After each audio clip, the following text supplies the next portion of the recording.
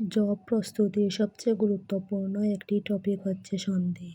আজকে আমি সন্ধির একটি নিয়ম নিয়ে আলোচনা করছি। সন্ধিতে অনুষ্কার থাকলে ময় হর্ষ হবে। সংবাদ অনুষ্কার আছে তাহলে যন্তস্ব ময় হর্ষ যোগ বাদ।